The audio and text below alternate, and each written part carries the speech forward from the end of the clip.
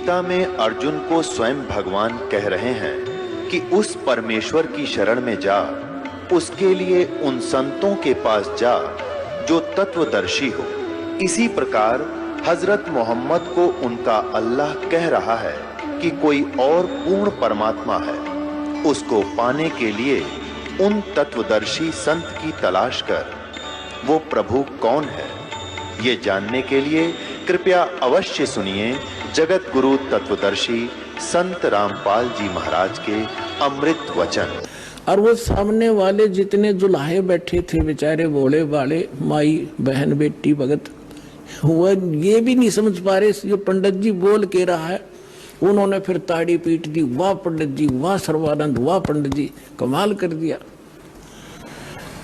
अब उनकी प्रशंसा से सर्वानंद विजयी हो गए और परमात्मा पराजित कर दिए। आज तक यह नो बिजली गिर रही थी बगैर इन इंस्ट्रूमेंट के, जो भगवान ने आज आपको समझाने के लिए बनवाए हैं जीव से। ना जीव बना दिए इंस्ट्रूमेंट, ये पहले यही था। ये मनुष्य 4 युग का इतिहास तो आपके पास है। द्वापर ताई अभी 50 वर्ष से पहले थे हमने देखे बैलगाड़ी खचड़ खचड़ने के सीटें अंडा करते, काट के पहिए, काट की गाड़ी। और उससे पहले एक रेडू में 6 खच्चर जोड़ कर रथ बना के घसीटे फिरा करते थे। कहाँ गई थी मनुष्य की विधि? ये परमात्मा ने दया बख्शी आपके लिए। और अभी 10 वर्ष से हो रहा है, 12 वर्ष से हो रहा है, ये सब विकास कराया दाता ने, ताकि अपने बच्चों को वर्ड टू वर्ड समझा दूं, ताकि ये पहचान ले मेरे को। और 1 मिनट में जा छोड़ दो इनको सतलोक में, पीछा छुटे यहाँ से।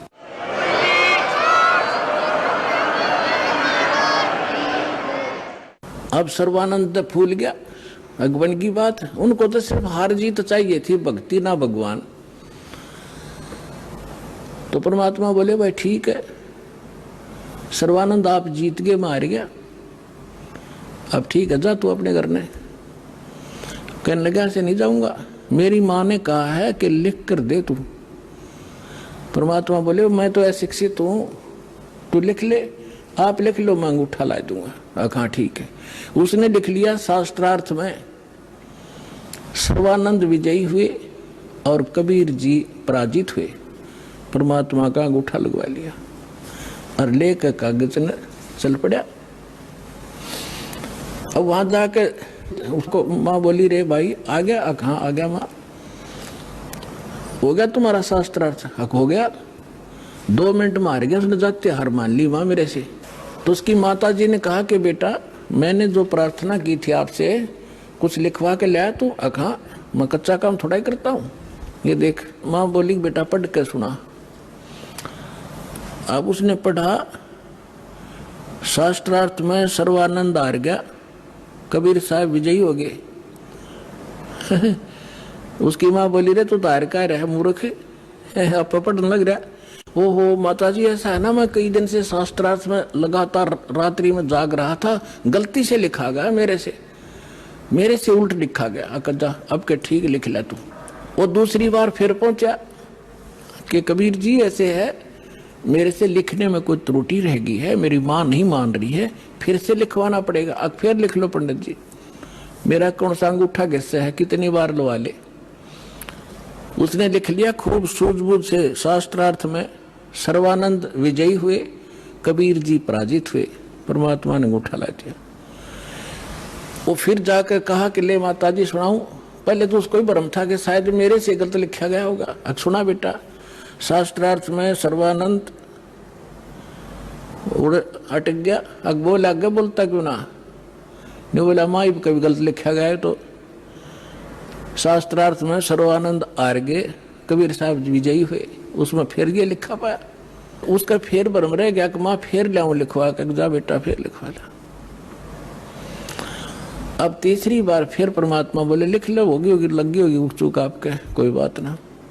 उसने फिर ऐसे ही लिख लिया और परमात्मा का अंगूठा लगवा लिया। अब फिर जब उसने सोचा कि जब मैं बाहर पढ़ता हूं तो ये ठीक पावे है, और माँ के सामने जाता हूं इसमें यह के बिजली गिरे, तो बाहर से ही आंगन से ही उस पर नजर टिका ली। अपने घर में घुसने से पहले उस पर न्यू करता जा, कति नु डांट रहा नजर। अकमाता सुनाऊं? सुना। उसके सामने अक्सर पलट गए जैसे कंप्यूटर में पलट जाया करे।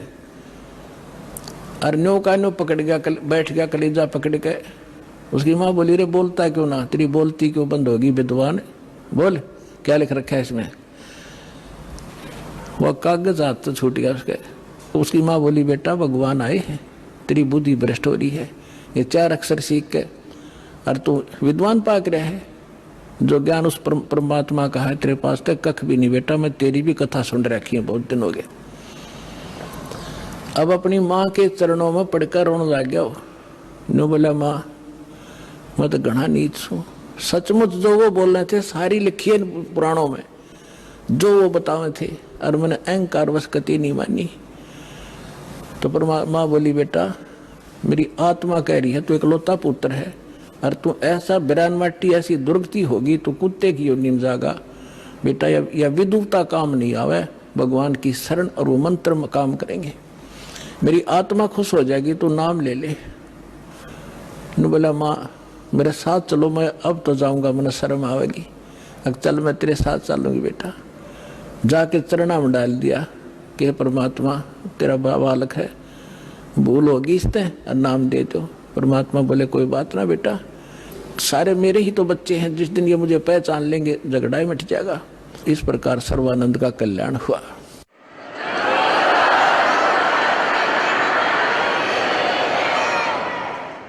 तो पुण्यात्माओं, अब क्या समस्या आई। अब सर्वानंद विद्वान सब जाने बड़ा महापुरुष और सब वेदों का ज्ञाता, सब हरा रखे उसने। अब वो समझावे औरों को कि भाई वास्तविकता ये नहीं है, ये है जो परमात्मा ने ज्ञान सुनाया था। अब सर्वानंद की कोई नहीं माने, क्यों काल ने तुम्हारा जाल फैला रखा और उसको जात तय घेर दिया ब्राह्मणा ने। पंडित होकर दानक का चेला हो गया। ज्ञान तो स्वीकार करना दूर रहा, उसका इतना विरोध कर दिया, लेकिन वो भगवान को पहचान चुका था। उसने समझ में आ गई थी कि जात तय कहते कुछ भी डाल दो, मेरा तीर दाव लग गया।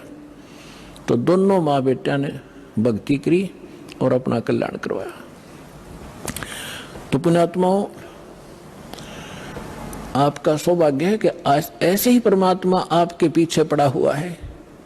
आपके पास कोई भगत मिला होगा, कोई पुस्तक लेकर गया होगा, किसी ने सीडी दी होगी। वो प्रेरणा अपने बच्चों के माध्यम से कहते, करे कराव साइया मन में लहर उठा और दादो सिर जब दर जीव के आप बगल हो जा। परमात्मा कहते हैं, गोता मारो स्वर्ग में और जा बैठू पाताल, गरीबदास ढूंढता फिर वो अपने हीरे मोती लाल। मैं रो तुम सृष्टि को, सृष्टि रोए मोहे, और कह कबीर इस वियोग को कोई समझ नहीं सकता कोई। मैं तुम्हें रो रहा हूं कि तुम मेरे बच्चे हो, तुम काल के फंस गए हो, तुम्हारी यहाँ कितनी दुर्गति हो रही है, कोई मनुष्य जीवन में सुखी नहीं, अगले जन्म में क्या हालत होगी, कुत्ते और गधे की योनियों में आप जाओगे।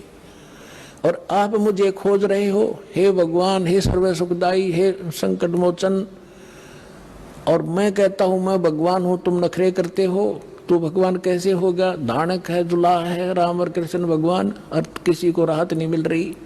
तो परमात्मा कहते, मैं रोवत हूं सृष्टि को, क्योंकि तुम मेरे बच्चे हो, यहाँ फंस गए गलत जगह पर। मैं रोवत हूं सृष्टि को, सृष्टि रोए मोहे, और कह कबीर इस योग को समझ नहीं सकता कोई। जिसमें धर्मदास जी को परमात्मा मिले और फिर उनको सतलोक लेकर गए, फिर उनको छोड़ा,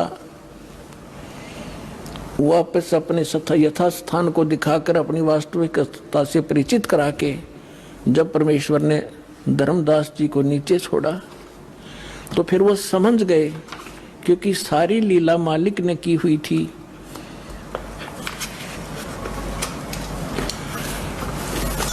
तो वो समझने के बाद परमेश्वर की महिमा को किस प्रकार सुनाया। धन धन सतगुरु सत कबीर भगत की पीड़ मिटाने वाले। धन धन सतगुरु सत कबीर भगत की पीड़ मिटाने वाले भगत की, पीड़ मिटाने वाले भगत की पीड़ मिटाने वाले धन धन सतगुरु सत कबीर भगत की। रहे नल नील यतन कर हार तब सतगुरु से करी पुकार। रोए नल नील यतन कर हार तब सतगुरु से करी पुकार। जा सत रेखा लिखी अपार सिंधु पे सिला तिराने वाले। जा सत रेखा लिखी अपार सिंधु पे सिला तिराने वाले। धन धन सतगुरु सत कबीर भक्त की।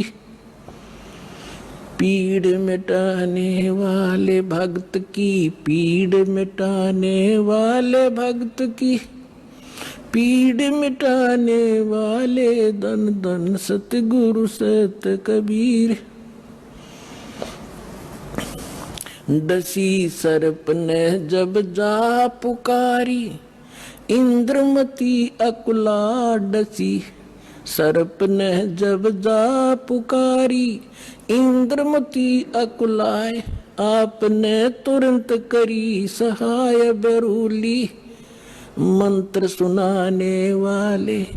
आपने तुरंत करी सहाय बरूली मंत्र सुनाने वाले। धन धन सतगुरु सत कबीर भगत की। पीड़ मिटाने वाले भक्त की, पीड़ मिटाने वाले भक्त की। पीड़ मिटाने वाले धन धन सतगुरु सत कबीर भगत की। पीड़ मिटाने वाले दामोदर सेठ के होते अकाज। अर्ज करी थी डूबता देख जहाज। दामोदर सेठ के होते अकाज। अर्ज करी डूबता देख जहाज। लाज मेरी रखियो गरीब नवाज समुद्र से पार लंघाने वाले। लाज मेरी रखियो गरीब नवाज समुद्र से पार लंघाने वाले। धन धन सतगुरु सत कबीर भगत की। कह कर जोड़ दीन धर्मदास दर्श दे पूर्ण करियो आस। कह कर जोड़ दीन धर्मदास दर्श दे पूर्ण करियो आस।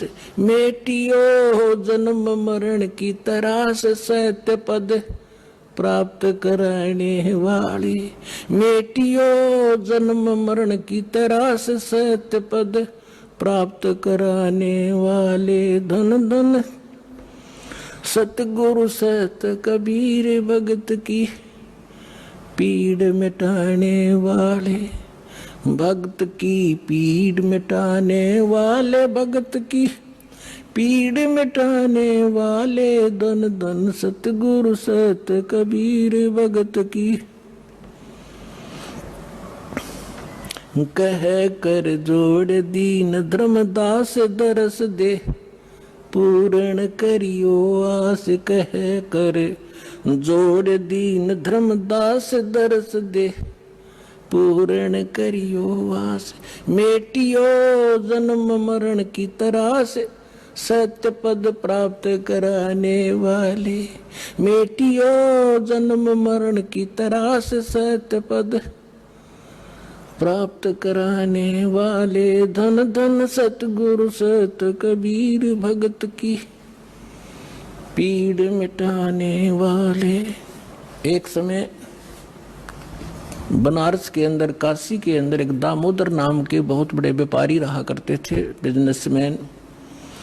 उनका अपना एक पोत था, समुद्री जहाज था, और उसके साथ वो व्यापार करने के लिए समुद्र मार्ग से दूसरी स्टेटों में जाया करते थे। उसके साथ और भी उसी शहर के आसपास के काफी अन्य बनिए लोग भी साथ जाते थे। उसके जहाज में किराए पर और अपना सौदा लाया करते थे। सेठ जी बाहर गए हुए थे और पीछे से उनकी धर्मपत्नी, जिसका नाम धर्मवती था, वो बहुत धार्मिक थी। सेठ दामोदर भी बहुत नेक आदमी थे, भक्ति बहुत विश्वास करते थे परमात्मा में। और हमारे हिंदू समाज के अंदर राम और कृष्ण, गणेश और इन भगवानों से ऊपर कोई हमारा इष्ट नहीं था। और ये सभी क्रियाएं हम किया करते थे, जो वो कर रहे थे, जो हम करते हैं वैसे ही वो किया करते थे। उसमें परमात्मा के बहुत से शिष्य हो गए थे और बहुत दुख दूर हो गए थे। एक दिन ऐसे ही उस सेठ की पत्नी धर्मवती के पास एक बहन गई उसके पास कि बहन, हमारे घर पर सत्संग है, आप आ जाओ। तो उसने सोचा चल, वो बहन ज्यादा उसके निकट थी और पहले कई बार चर्चा कर रखी थी उसने परमात्मा की। तो धर्मवती ये कहा करती, कभी आसपास आपके गुरुजी आवे तो उसमें बताना, मैं दीक्षा अगर ज्ञान समझ में आ गया तो मैं दीक्षा लूंगी, वैसे नहीं लूंगी। तो उस बहन ने अपना सत्संग करवा लिया और उसको अपनी सहेली को आमंत्रित किया। अपने आत्माओं परमात्मा का ज्ञान, ओए होए, और ज्ञान सब ज्ञानड़ी, कबीर ज्ञान सो ज्ञान, जैसे गोला तोब को करता चले मैदान। परमात्मा ने सृष्टि रचना सुनाई। परमात्मा जहां भी नया सत्संग करते थे सबसे पहले सृष्टि रचना सुनाया करते थे। और फिर मालिक की वाणी में, उनके शब्द में ज्यादा कसक थी, आत्मा तुरंत खिंच जाती थी। सारा ज्ञान सुना। धार्मिक देखो, पुण्यात्मा होती है ना, वो घनी अटबट नहीं करा करते, सारा प्रमाण सामने। और फिर अग्रम अग्रम तो धर्मवती उस बहन का एकदम सिर गया शरीर।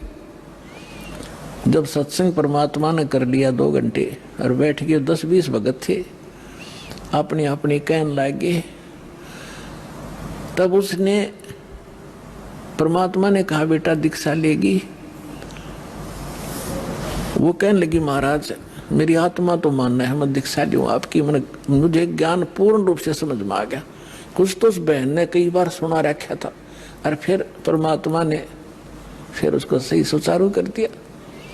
पर भगवान है तो एक समस्या है मेरे सामने।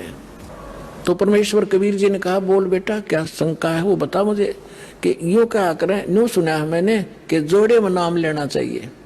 मेरा पति गया हुआ प्रदेश में धन कमाने के लिए और वो आ लेगा तब नाम लूंगी, लेकिन मैं अब मुझे ऐसा लग रहा है कि मैं इस घर से बाहर कदम रखूंगी आपकी झोंपड़ी इस स्थान तक कि मेरी मृत्यु ना हो जाए।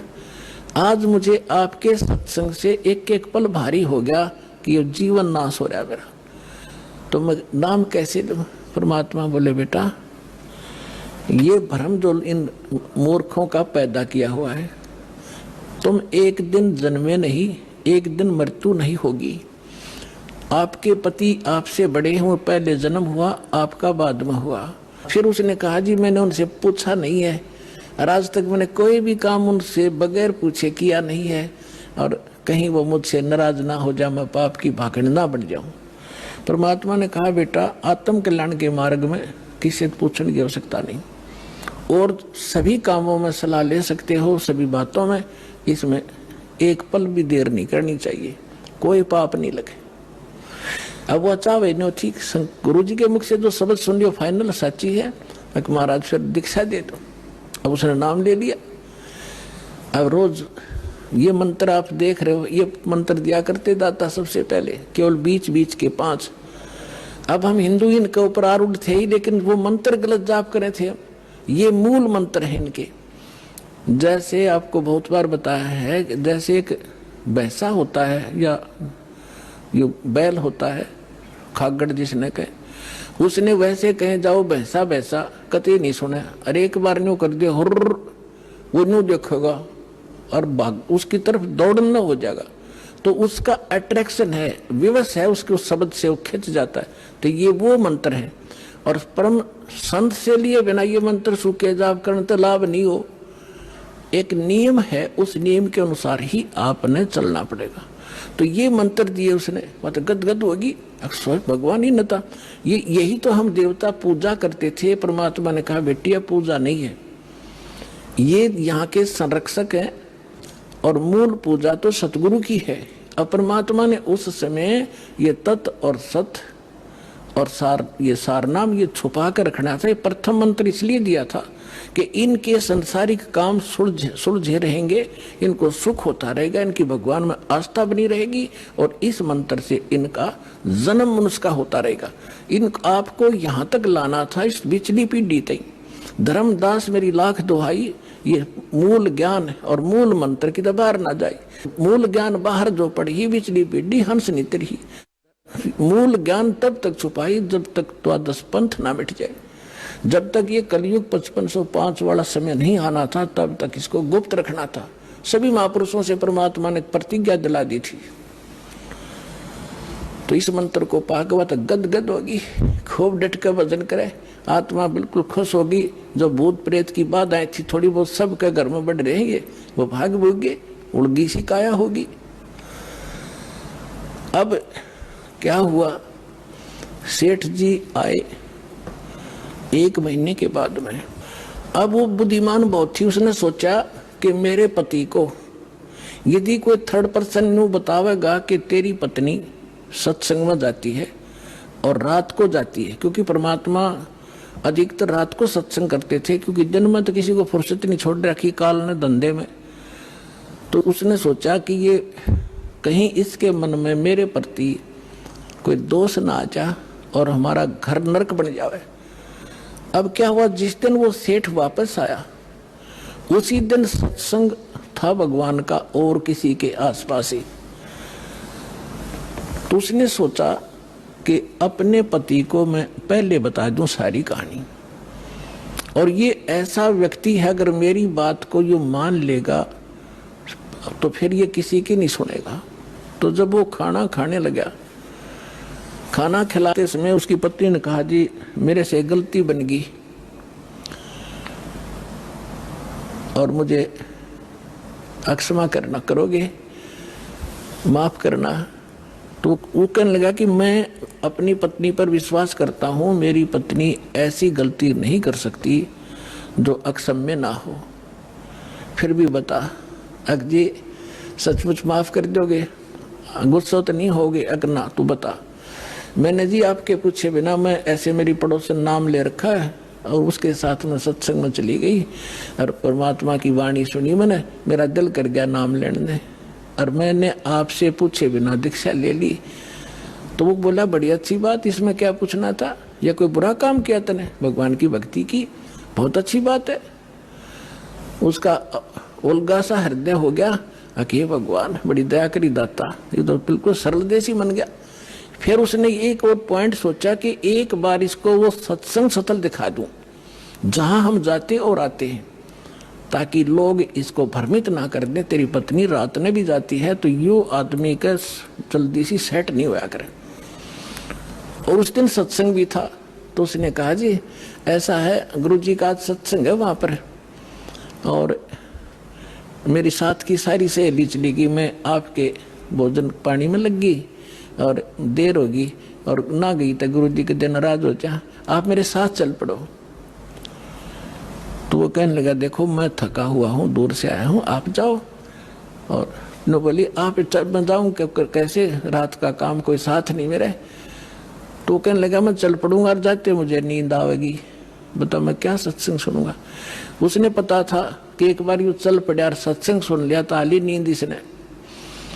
तो वो कहने लगी आप यूं करियो, पीछे सी बैठ जियो, नींद आ जाए तो सो जाइयो, गुरु जी कुछ ना कहा करे। तो उसने सोचा चल फिर तो कोई बात नहीं। वो दोनों पति पत्नी आ गए। अब बैठ गई पाछे ने, वो बैठ गया पीछे ने, भगतनी बैठ गई भगतमतियों में। परमात्मा ने वह सृष्टि रचना फिर सुनाई। वो तो जाने थे चोट ने सामने मारना। अब लाला जी ने किसी नींद आवे थी, उसका कलेजा फट गया, थर थर का पैगात सारा, और नौके सोके सुने ज्ञान कड़ी कसूती तरह। अब सारा ज्ञान सुन लिया। जब अपनी उसकी पत्नी आई, जी नींद तो नहीं आई? कि नींद करे मेरे तो बेचैनी होगी। काहे की नींद आई थी? एक न्यू पूछ ले गुरु जी ते, मुझे नाम दे देंगे? तो उसने जाके कहा महाराज जी भगत जी आए हैं और यूं कहे दीक्षा मिल जाएगी। कहा बेटा बोला। तब उसने क्या बोली, कहा जा नाम देंगे आपको। सेठ जी जाकर बैठ गया पास में, कहने लगा भाई सुन ले लाला जी।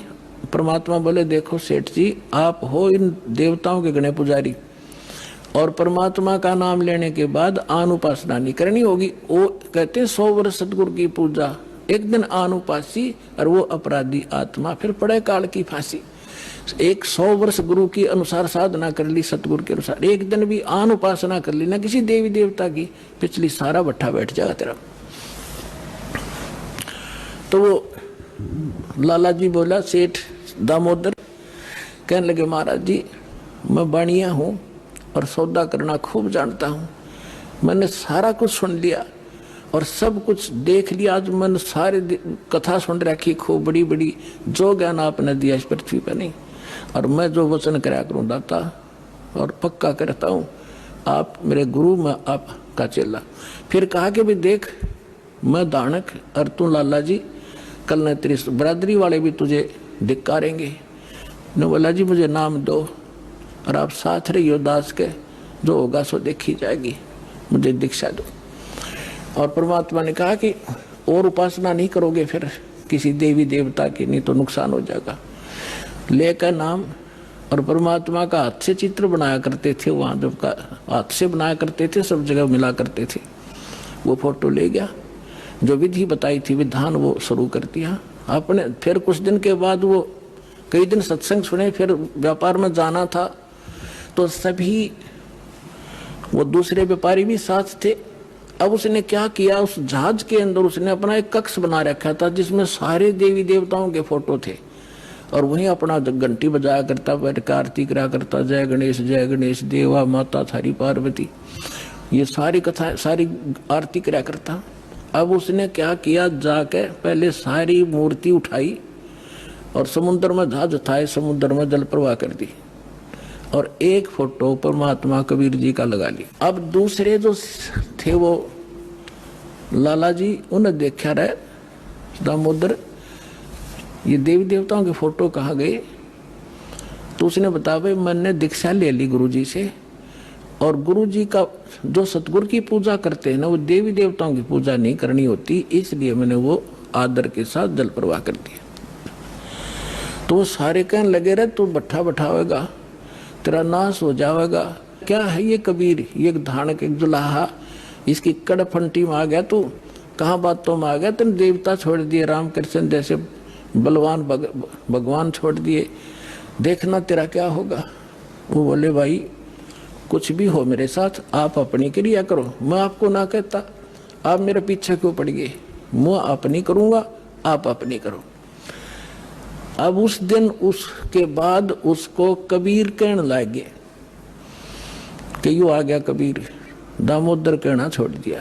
ने बोला भाई कुछ भी कहो, थारी भी जी पवित्र है, भगवान का नाम लेते। ठीक है मुझे मालूम है तुम किस विषय से कह रहे हो, कोई बात। अब वो चले गए और सब अपना माल लाद के बच्चों समेत जा रहे थे कुछ तो, क्योंकि 3-4 महीने वापस आया करते थे। जब वापस आ रहे थे पूरा माल लाद के और बीच में जब आ लिए समुद्र के, एक भयंकर साइक्लोन उठा, तूफान, समुद्री तूफान 30-40 फुट ऊंचा होकर और इतनी 200 किलोमीटर प्रति घंटा की स्पीड से चला करता, जहाज का तब निशान भी ना पाओ उसमें कित पड़ा है। और देख लिया उनने भी, क्योंकि छोटे मोटे तूफान कई बार ऐसे होते थे, वो उनको पता था ऐसी स्थिति थी बहुत भयंकर होती है। उन्होंने देखा तूफान उठ गया भाई, शाम का समय था, बिल्कुल सूर्यास्त होने वाला था। अब इतना भयंकर तूफान उठा, उन्होंने देखा कि वो तो भाई हो गया, काम बिगड़ गया। और तो थोड़ी बहुत तूफान दूर था, समुद्र में हलचल पहले शुरू होगी और जहाज डगमग करने लगा बुरी तरह। अब सारे अपने अपने देवता ने याद करें, कोई राम ने, कोई कृष्ण ने, जो भी जिसका इष्ट था। और दामोदर शांत बैठे। अब सब घबरा रहे थे, घिगी बंदगी, बच्चे मरे, सारी संपत्ति का नाश हुआ था। तो वो कहने लगे, दामोदर आप क्यों नहीं अर्ज करते अपने गुरुजी से कि मैं क्या करूंगा, मेरा गुरुजी तो गरीब सा व्यक्ति है, मेरे भगवान, और आपके इसे ताकतवर भगवान जी ने पहाड़ तक ठा लिए, आप बच्चों की मैं बच जाऊंगा, आप कर लो अपनी अर्ज। जब उन्होंने देखा कोई जतन काम नहीं कर रहा, उनमें एक वृद्ध लाला जी था, नो क्या कर भाई, क्या अगर सतगुरु का भगत तगड़ा हो से आप एक वे अर्ज कर दो। ने बोला तुम बैठ जाओ, कदे बीच में फिर नो को महाराज ने सुन ली थी, अग बैठा को नहीं जाता, तू कर लिया रजम बंद हो जाते।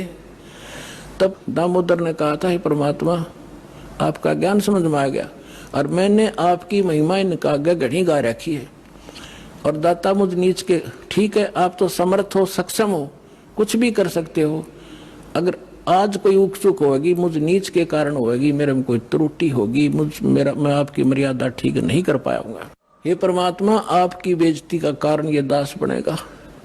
न्यू कह के बेहोश हो गया, अर्ध से पुकार के इस बात ने सोच कर मैं तो बहुत क्या करता, परमात्मा न्यू कर दिया, उसका न्यू कर दिया, उसके ऐसे कर दिया। इतने समय में अंधेरा हो गया, रात के 8-9 बज गए, और चांदनी रात्रि थी। तूफान ऐसे बैठ गया जैसे छाड़ा सा वहीं का वहीं, न्यू का न्यू धरती।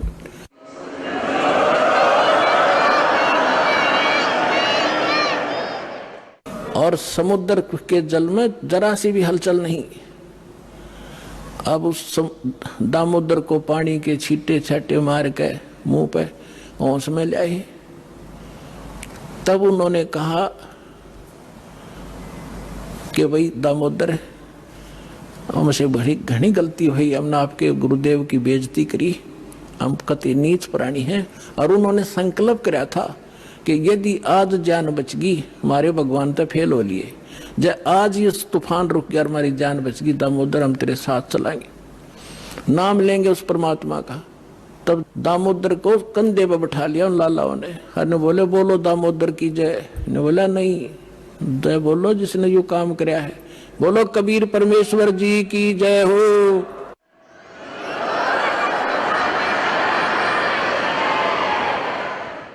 अब उधर से परमात्मा उसी दिन रात्रि में सत्संग कर रहे थे 7-8 बजे सी, और सर्दियों का मौसम था। अब कुछ भक्त सामने आसपास बैठे थे, एकदम परमात्मा ने क्या किया, ऐसे मुंह पर करनो हाथ फेर कर ऐसे झटका दिया, आसपास के बैठे भक्तां के छींटे लगे। उन्होंने सोचा भाई पसीने कैसे आगे सर्दी में, गुरुजी आपके पसीने आगे? तो पर वो बोले ना भाई पसीने को नहीं आए। और क्या था, ये पानी कहाँ से आ गया?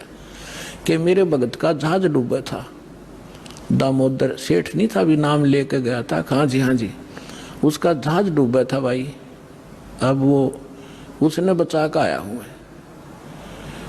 अब वो भगत सोच रहे थे अब भाई, अब क्योंकि हम भक्ति अवश्य करते हैं लेकिन विश्वास दृढ़ नहीं होता। अब परमात्मा कहते हैं कहा हो तो हरि नाम से, जब मन में नहीं विश्वास, बिना विश्वास के जो भक्ति करते हैं वो सफल नहीं होते हैं। तो वो कच्चे से थे और मन में उनका न्यू थी, ऐसे ही शब्द गा रहे थे, ज्ञान सुना रहे थे, पसीने आगे होंगे, हमारे सामने बैठे और वहां कैसे समुद्र में जहाज बचा के आए हैं। वो तो बात कही आई हुई। अब वहां से जब वो चलकर आए सेठ, 1-2 दिन और लग गया उन्होंने। उस दिन फिर सत्संग हो रहा था। वो पहले अपने घर गया, घर जाकर पता चला कि मेरी धर्मपत्नी भी उड़े जा रही है, सत्संग में गई हुई है। और सारे वो सेठ ने बोले पीछे घर जावांगे, और सारे बच्चा ने साथ ले रहे, पहले अब परमात्मा का उपदेश लेंगे जब घर बढ़ाएंगे। अब हमारा बाकी आज का जीवन, आज के बाद का जीवन उनका ही हमारा, और सारे वहां चलेंगे। सीधे वहां 15-20 लाला जी उनका परिवार। अब क्या हुआ, अब उधर सत्संग चल रहा था, वही भक्त मिले जुले से वो आया करते उस क्षेत्र में, तो सारे वही बैठे। और पीछे तय क्या हुआ वो सारे के सारे जाकर बाहर खड़े हो कहने को जय हो पाबंदी छोड़ कबीर साहब की, जय हो भगवान कबीर साहब की। परमात्मा बोले रे बाहर कौन शोर कर रहा पता करके आइयो। अब जो ही वो बाहर गए भगत पता करने आंगन से बाहर, तो उन्होंने देखा दामोदर को, वो सब जाने थे क्योंकि वो आते जाते थे सत्संग में। तो उन्होंने आकर बताया जी दामोदर सेठ आ रहा है और उसके साथ और कई लाला जी हैं, सेठ हैं और आपका दर्शन करना चाहते हैं। बोला बुला लो भाई, क्या बात होगी। वो सारे आगे चरणा में अपने दंडोत प्रणाम करें। हे भगवान आपने दया कर दी, हमारे जीवन रक्षा कर दी। परमात्मा हमसे बहुत भूल हुई, हमने बहुत गलती की, आपके भगत को बहुत सताया, टॉर्चर किया, इसको माफ करो हम अपराधियों को। भगवान आपने हमारी जान बचा दी, हमारा जहाज डूबता आपने बचा दिया। परमात्मा बोले क्या कह रहे हो भाई। और परमात्मा चाहो थे जिनका मन में शंका थी वो उनका भ्रम निवारण करने के लिए सच बताओ सारी कहानी क्या हुआ था कि भगवान ऐसे ऐसे हो गया था। हमने अपने सारे जंतर मंत्र कर लिए थे, कोई राहत नहीं मिली। फिर हमने आपके भगत आराध करी थी, इसने आपको पुकारा के मंत्र पढ़ा यू दाने, यू बेहोश हो गया आपको पुकार के। तब कहा बेटा मैं ही वहां पहुंचा था और आपकी रक्षा करी थी, और आपका अब सौभाग्य है कि आपको इस संकट आपके लिए वरदान से दोगा कि आपके समझ में आ गई और आप यहाँ आगे दीक्षा लो और अपना कल्याण कराओ। सभी ने नाम लिया, उनका कल्याण हुआ। बोलो सतगुरुदेव।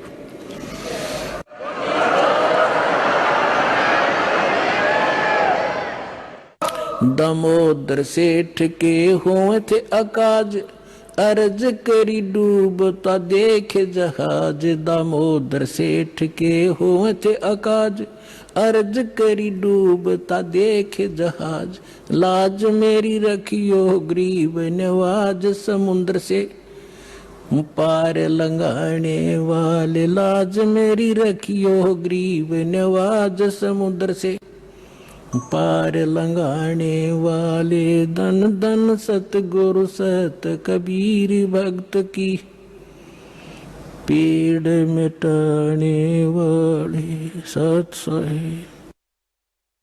परम पिता परमात्मा पूर्ण ब्रह्म सारी सृष्टि के रचनहार कबीर देव कबीर परमेश्वर जी की असीम रजा से आप सभी पुण्यात्माएं सत्संग सुनने के लिए उपस्थित हुए।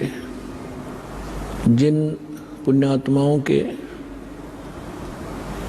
जिन प्राणियों के पुण्य बहुत ज्यादा होते हैं उनको मानव शरीर प्राप्त होता है। मानव शरीर दो प्रकार से प्राप्त होता है। एक तो टर्न वाइज मिलता है। परमात्मा का विधान है कि इस जीव को भले ये कितना ही निकम्मा हो, 84 लाख प्रकार के प्राणियों के कष्टों को पूरा एक चक्कर लगाने के उपरांत इसको एक मानव शरीर परमात्मा अवश्य दिलवाते हैं। और दूसरी प्रकार का जो मानव शरीर प्राप्त होता है वो उन पुण्यात्माओं को होता है जो पहले भी मानव थे, उनके पुण्य ज्यादा थे, जिस कारण से किसी जन्म में उन्होंने शुभ साधनाएं, शास्त्र अनुकूल साधनाएं की होती हैं, शुभ संस्कार बनाए होते हैं, जिसके परिणाम स्वरूप उनको कई कई सैकड़ों भी मानव शरीर प्राप्त हो जाते हैं। लेकिन उन मानव शरीर के अंदर यदि सतगुरु नहीं मिलते, सतगुरु नहीं मिलते तो उनको फिर से शुभ संस्कार बनाने का अवसर प्राप्त नहीं होता। और सतगुरु के अतिरिक्त अन्य किसी नकली संतों से ज्ञान प्राप्त करके साधना करते हैं, वो शास्त्र विरुद्ध साधना होने से यूजलेस होती है।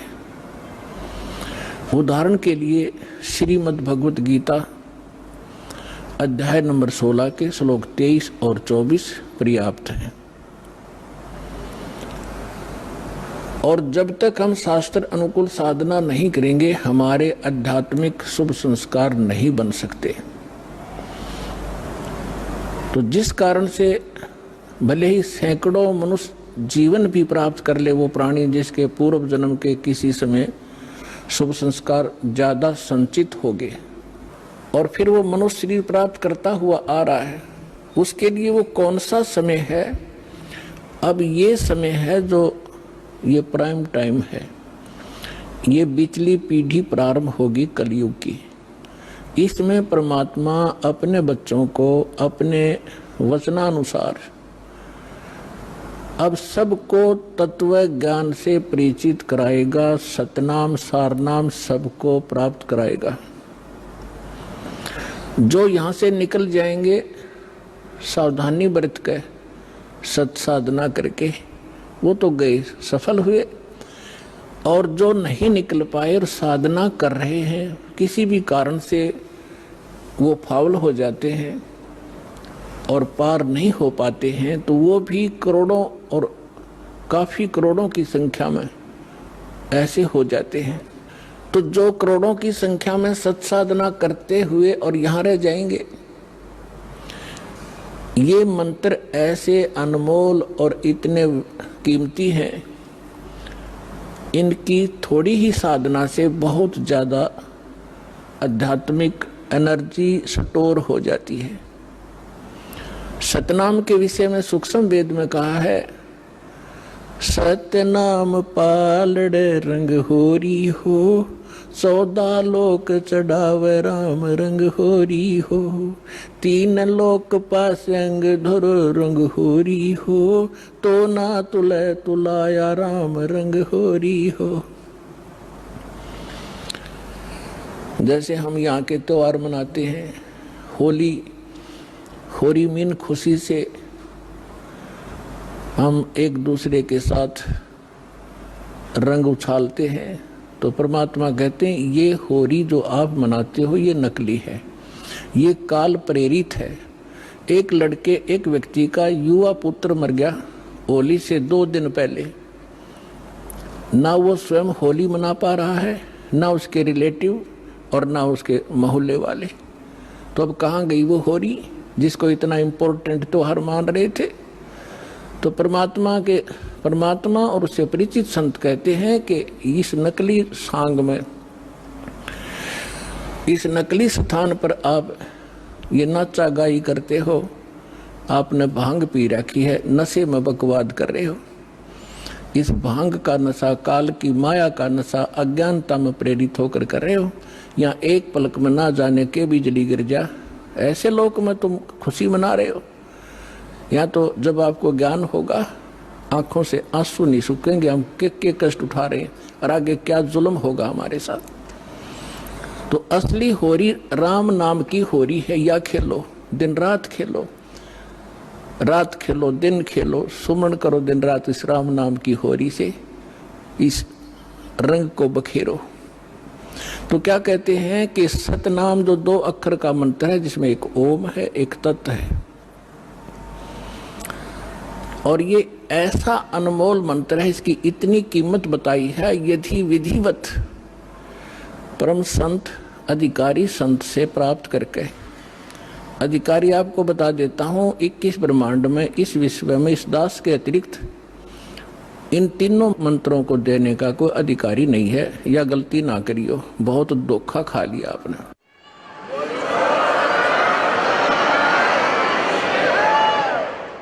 आइए अब हम उन श्रद्धालुओं के अनुभव जानते हैं जो जगत गुरु तत्वदर्शी संत रामपाल जी महाराज जी से दीक्षा प्राप्त कर चुके हैं तथा उनके द्वारा बताए गए भक्ति मार्ग पर चल रहे हैं। नमस्कार सर। जी सत साहब सर। सर क्या नाम है आपका? हमारा नाम भोजपाल सिंह। भोजपाल जी आप कहाँ से हैं? हम सर पीलीभीत उत्तर प्रदेश से हैं। भोजपाल जी, संत रामपाल जी महाराज से नाम दीक्षा आपने कब ली? सर हमने सदगुरु रामपाल जी महाराज जी से फरवरी 2012 में नाम दीक्षा ली। संत रामपाल जी महाराज से नाम दीक्षा लेने से पहले क्या आप भक्ति साधनाएं भी करते थे? जी, सदगुरु रामपाल जी महाराज जी की शरण में आने से पहले हम श्री परमहंस अद्वैत मत श्री आनंदपुर मध्य प्रदेश से जुड़े हुए थे। सर वहाँ हम तो बचपन से ही हमारे पिताजी भी वहीं के प्रचारक थे, तो जन्म से ही हम वहाँ से थे। हमने लगभग 44 साल वहाँ की भक्ति की। फिर आप संत रामपाल जी महाराज की शरण में कैसे आए? जी, सदगुरु रामपाल जी महाराज जी की शरण में आने का एक कारण था कि हमको बीमारी हो गई थी। 2011 में हम अस्वस्थ हुए और हमको लूज मोशन शुरू हो गए। तो लूज मोशन शुरू होने पर हम इतने अस्वस्थ हो गए कि हमने ऑफिस जाना भी बंद कर दिया और हम चारपाई पर घर पर ही लेटे रहते थे। तो चूंकि आध्यात्मिक जगत से जुड़े हुए थे, इसलिए चारपाई पर लेटे लेटे हम सत्संगों को टेलीविजन पर देखते रहते थे, सुनते रहते थे। उसी दौरान संत रामपाल जी महाराज जी का सत्संग मिला और उसमें संत रामपाल जी महाराज जी उस नाम की व्याख्या कर रहे थे जो नाम हमारे श्री आनंदपुर वाले गुरु जी ने दिया हुआ था। उस नाम के आकर्षण से हमने संत रामपाल जी महाराज जी के सत्संग को सुनना शुरू कर दिया और सुनते सुनते उस समय श्री सदगुरु रामपाल जी महाराज जी का सत्संग 3 घंटे का आता था, शनिवार और रविवार के लिए। तो हमने पूरा सत्संग श्री रामपाल जी महाराज जी का सुना और सुनने के बाद में हमने अपने पिताजी को भी बुलाया जो प्रचारक थे श्री आनंदपुर के। उन्होंने भी सुना और सुनने के बाद में इतनी जिज्ञासा उत्पन्न हुई हमारे पूरे परिवार के अंदर कि हम लोग अगले दिन सदगुरु रामपाल जी महाराज जी के सत्संग के आने का इंतजार करने लगे। जैसे ही अगले दिन गुरु जी का सत्संग शुरू हुआ संत रामपाल जी महाराज जी का, तो पूरा परिवार हमारा आकर के वहाँ बैठ गया। तो संत रामपाल जी महाराज जी के सत्संग के दौरान हमने गुरु जी का जो प्रवचन सुना। संत रामपाल जी महाराज जी ने अपने सत्संग के दौरान बताया कि इस पृथ्वी पर यदि कोई संत है तो मैं ही हूँ और मैं ही कबीर परमात्मा का अवतार भी हूँ। इस बात को सुनकर के पहले तो हमको हैरानी हुई, लेकिन चूंकि हम पहले भी बहुत धार्मिक और आध्यात्मिक पुस्तकों का अध्ययन किए थे और हम अपने को बहुत ज़्यादा अध्ययन किया हुआ भी मानते थे, तो हमने इन सब चीज़ों का वेरिफिकेशन किया और संत रामपाल जी महाराज जी की एक एक बात को सत्य पाया। उसी दौरान हमने भी, हमारी श्रद्धा हुई संत रामपाल जी महाराज में और हमने अपने घर बैठे ही संत रामपाल जी महाराज जी से प्रार्थना लगाई कि हे सदगुरु रामपाल जी महाराज, यदि आप पूर्ण संत हैं, पूर्ण परमात्मा कबीर साहब के अवतार हैं, तो आप हमको भी जीवन दान दें। उसके बाद धीरे धीरे बिना किसी डॉक्टर की दवा लिए हुए हमें लाभ होता चला गया और हम इतने स्वस्थ हो गए कि ऑफिस भी जाने लगे। लेकिन उसके बाद हमने अपने जो हमारे पूर्व गुरु थे जो श्री आनंदपुर से जुड़े हुए थे, उनसे जाकर के संत रामपाल जी महाराज जी के ज्ञान की चर्चा की और कुछ सवाल पूछे उनसे। तो उन्होंने हमारे सवालों के जवाब दिए बिना हमको ये कह दिया कि तुम घमंडी हो गए हो, तुमको ऐसे प्रश्न नहीं पूछने चाहिए गुरु से। हमने कहा कोई बात नहीं, लेकिन आप हमें बताइए। उन्होंने हमको कुछ नहीं बताया तो हमने उनसे परमिशन ली। हमने कह यदि आप हमको ऐसा ज्ञान नहीं बता पा रहे हैं तो आप हमें आज्ञा दीजिए कि हम दूसरे गुरुजी की शरण में जाएं। तो उन्होंने हमें परमिशन दे दी और हम संत रामपाल जी महाराज जी की शरण में चले गए। सर, संत रामपाल जी महाराज की शरण में जाने के बाद क्या आपको लाभ भी प्राप्त हुए? सर जी, जब मैं 2011 में लूज मोशन से पीड़ित था तो मैंने अपने जनपद पीलीभीत के सभी एलोपैथिक, आयुर्वेदिक और होम्योपैथिक डॉक्टरों से दवा ली और एक दिन नहीं, सबकी दवा मैंने 1-2 महीने खा करके देखी, पर मुझे किसी प्रकार का कोई लाभ नहीं हुआ। उसके पश्चात मैं अपने ज़िले को छोड़ करके डॉक्टरों ने हायर सेंटर को रेफ़र किया। मैं बरेली गया। बरेली में भी जो जाने माने गैस्ट्रोलॉजिस्ट थे उनको दिखाया। उन्होंने तमाम प्रकार के टेस्ट कराए, लेकिन किसी टेस्ट से उनको किसी बीमारी का पता नहीं लगा और वो बीमारी को मेरी ठीक भी नहीं कर पाए। उसके बाद उन्होंने मुझे फिर हायर सेंटर लखनऊ के लिए रेफ़र कर दिया। वहाँ जाकर के हमने KGMC में दिखाया। KGMC के डॉक्टरों ने भी मेरी सभी रिपोर्ट्स देखी और उन्होंने फिर नए सिरे से सारी रिपोर्टें कराई। उन रिपोर्टों को कराने के बाद भी उन्होंने कोई निर्णय नहीं लिया और वो अपने अंदाज से ही मुझको दवा देते रहे, लेकिन उनकी किसी भी दवा से मुझको कोई लाभ नहीं हुआ।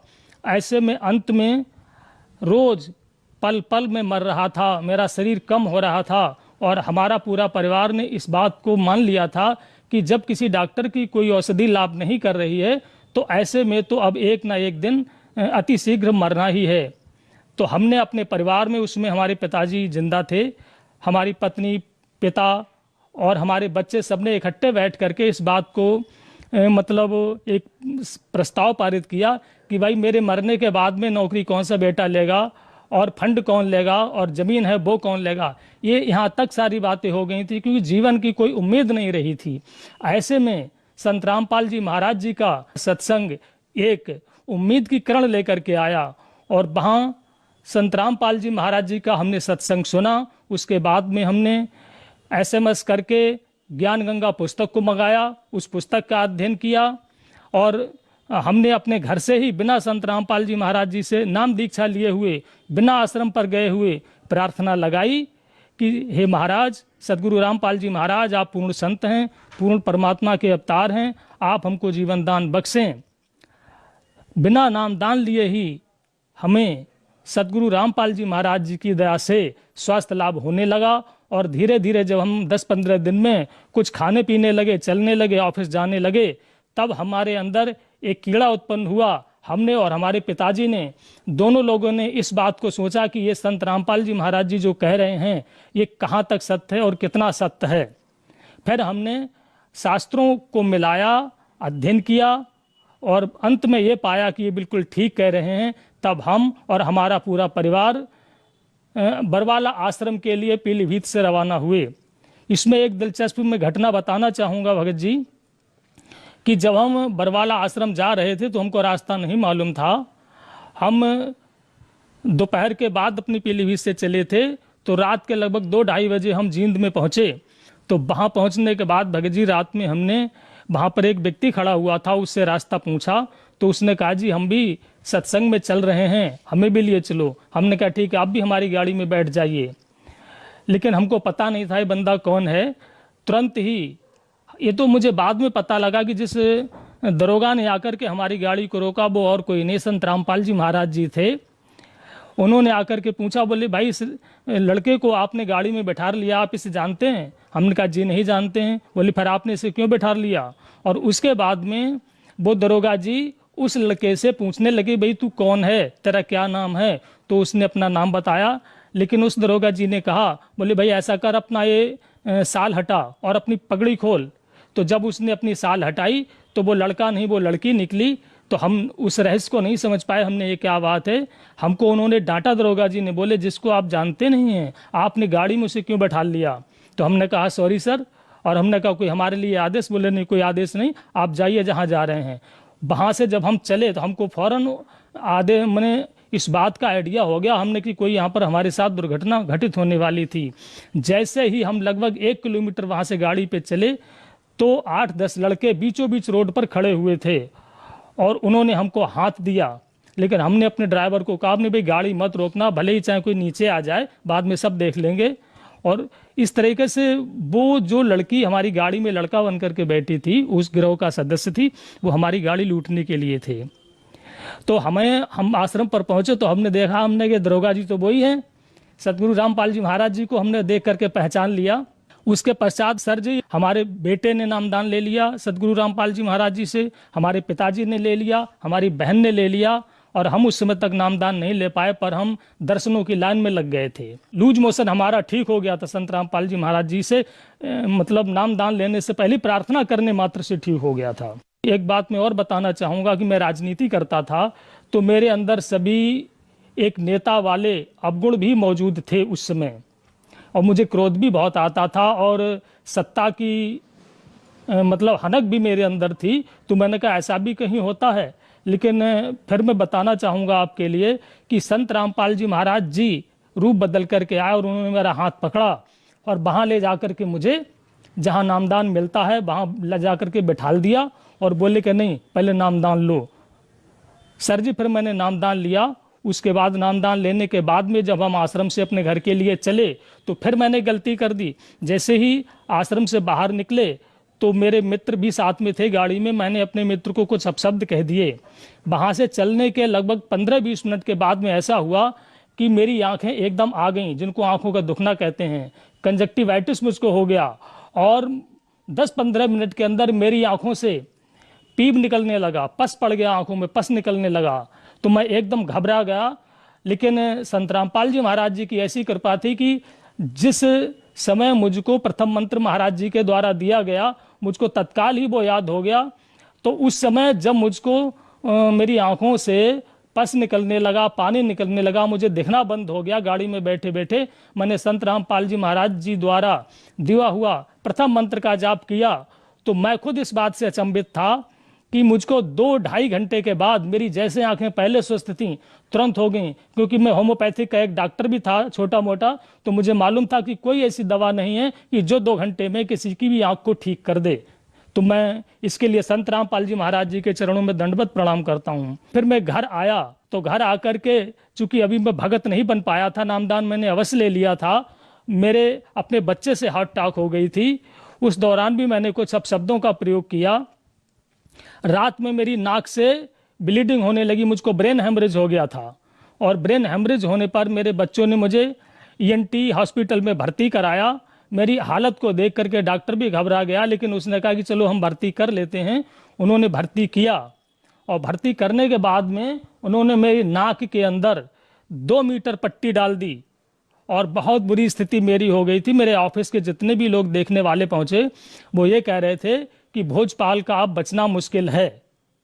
पर संत रामपाल जी महाराज जी से मेरे बेटे ने फिर प्रार्थना लगाई और वहां से उत्तर आया कि परमात्मा दया करेंगे। तो 3 दिन के अंदर ही, जहां डॉक्टर को उम्मीद नहीं थी, मुझको उस ब्रेन हेमरेज की बीमारी से छुटकारा मिला, मैं ठीक हो गया। डॉक्टर ने बताया था कि आपको ब्रेन हेमरेज हुआ, नहीं तो डॉक्टर को उम्मीद नहीं थी कि ये बच भी पाएंगे। लेकिन मैं राजनीतिक व्यक्ति था, तो इसलिए वो मुझे एडमिट करने से मना भी नहीं कर पाए और उन्होंने जिला अध्यक्ष के दबाव में आकर के मुझको एडमिट कर लिया।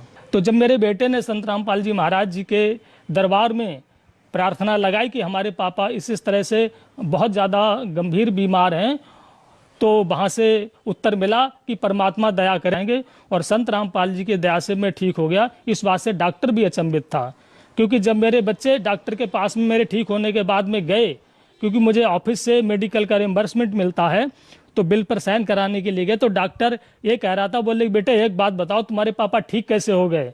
हमने तो सोचा था कि अब ये ऐसे ही चले जाएंगे, और हम तो केवल कुछ नहीं, एक ड्रिप चढ़ा दिए और उनको 1-2 गोली पैरासीटामोल वगैरह की ऐसी देते रहे। बोले हमें मालूम था कि बचना नहीं है, लेकिन आप लोगों के दबाव में हमने ऐसा उनको एडमिट कर लिया, लेकिन वो ठीक हो गए। तो हमारे बच्चे इनका बोले तो बंदी छोड़ सतगुरु रामपाल जी महाराज की दया है डॉक्टर साहब, आप नहीं समझ पाओगे जी। और एक लाभ मैं और बताना चाहूँगा कि मेरे पिताजी जो श्री आनंदपुर मतलब श्री परमहंस अद्वैत मत ट्रस्ट के प्रचारक भी थे। मैं अपने पिताजी से कहता था कि भाई पिताजी आप एक बात बताओ, आप इतने बड़े भक्त हो कि आपके बिना वहाँ का कोई सत्संग नहीं होता है, लेकिन आप जब वहाँ सत्संग सुना कर बाहर निकलते हो तो बीड़ी जरूर पीते हो। तो मेरे पिताजी ने कहा कि बोले हाँ ये तो अवगुण है मेरे अंदर। मैंने कहा फिर आप छोड़ते क्यों नहीं हो? उसमें हम वहीं जुड़े हुए थे श्री आनंदपुर जी के गुरु जी से। तो उन्होंने कहा कि छोड़ने की तो मैं बहुत कोशिश किया हूँ, कई बार छोड़ा भी है, लेकिन मैं फिर से शुरू कर देता हूँ। तो मैंने कहा कि फिर ऐसे कुछ नहीं होगा। लेकिन मुझे भी इस बात का ताज्जुब है कि जब मेरे पिताजी संत रामपाल जी महाराज जी की शरण में आए, तो उन्होंने बिना कहे और एक ही बार में बीड़ी छोड़ दी, और उसके बाद फिर उन्होंने कभी बीड़ी को हाथ से तक नहीं छुआ। धन्यवाद सर। सत साहेब सर, सत साहेब।